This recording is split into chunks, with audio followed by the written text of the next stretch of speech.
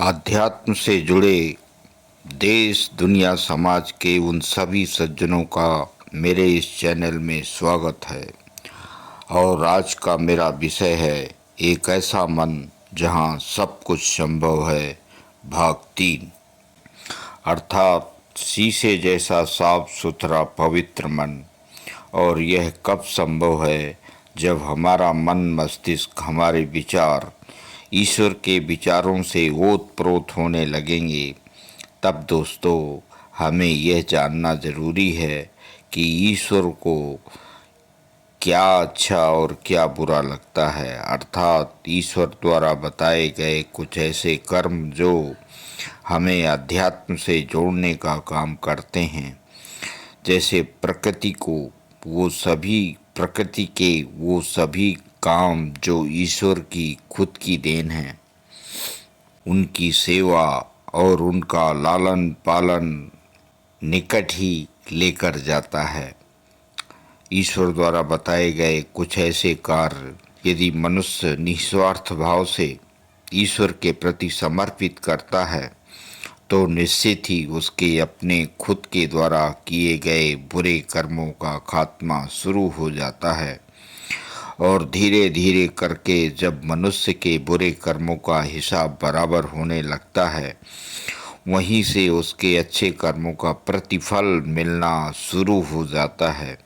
तभी मनुष्य ईश्वर के निकट होने लगता है और उसका अध्यात्म से लगाव उत्पन्न होने लगता है। और जैसे ही व्यक्ति को अध्यात्म का नशा उसके ऊपर सवार होता है, वैसे ही व्यक्ति को इस क्षण भंगुर संसार के माया मोह से एक लंबे अरसे के बाद वो ईश्वर में लीन होने लगता है। उसी को हमारे ऋषि मुनियों ने आत्मा से परमात्मा का मिलन होने का नाम दिया है। और यह जब तक संभव नहीं है तब तक कि हमारे पिछले कर्मों का लेखा जोखा बराबर नहीं हो जाता। और इस पिछले लेखा जोखा को बराबर करने के लिए ही मनुष्य योनि सर्वश्रेष्ठ योनि के रूप में मानी जाती है। क्योंकि सिर्फ और सिर्फ मनुष्य योनि के पास वो सभी सोचने समझने की शक्तियाँ ईश्वर ने प्रदान की हैं। इसलिए भारतीय ऋषि मुनियों ने खूब कहा है कि हो सके तो इसी योनि में रहते हुए अपने को कर्ज मुक्त कर लें।